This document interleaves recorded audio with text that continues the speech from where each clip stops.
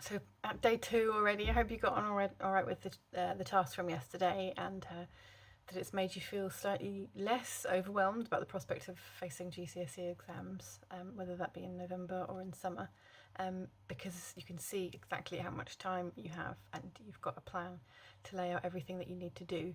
So the next step is to think about a bit more detail on what it is that you need to do. And there's actually a fair amount of information that you can get about what the content is that you need to have for each of your exams. And some people get different amounts of that from their schools or colleges, but you can actually get all of that information yourself directly from the exam board websites. Each of the exams that you sit will have a full specification saved to the exam board's website that details the way that the assessments are weighted and what percentage they'll make of your grade, and exactly what the topics are that you need to study, and in detail under those topics the content that you need to know. It will also show anything that you might be allowed to take into the exams with you. So for example, if there's a formula sheet that you're allowed in the exam, or specific text that you're allowed to take, and it'll tell you exactly how much you need to know, and it will divide within that anything that is specifically for foundation or higher tier papers where that applies. So today I'm going to share with you the direct links to the main exam boards, but I'd like you to take some time to go onto those websites and find the specification that is your exam specifications for each of your. You can do that for all of your subjects if you want to, or just save the details and pick the one that is the most critical to you to pass. So the core ones that you have to pass would be maths and English.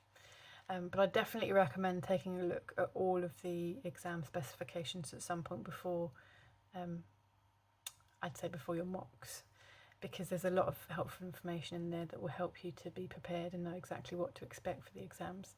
And you don't always get a full amount of information from your teachers, not necessarily because they're holding things back from you, but because they're looking at it and making sure that they're giving you that content. But I do still think that it would be helpful for you to see that. And you can use that information to lay out exactly how many revision sessions you would need to cover that information, which will give you an idea of how frequently you need to be revising each of those subjects to fit all of that into the time that you have remaining. So for today, I want you to go onto the exam board websites for your exam board and download a copy of the specification for each of the exams that you're going to sit, and just have a little skim through those to see how much information it gives you about what you need to know for your exams. It might take a while to go through all of that. I'm not suggesting that you read each of those specifications front to back today, but make sure that you know where they are and that you have them saved to reference later. If you have any problems finding any, or you're a bit stuck, then do shout and I'll see if I can help. There are a few really very common ones, like the Edexcel Maths specification and the AQA Science ones, that I already have saved because those are the ones that I use to teach my students.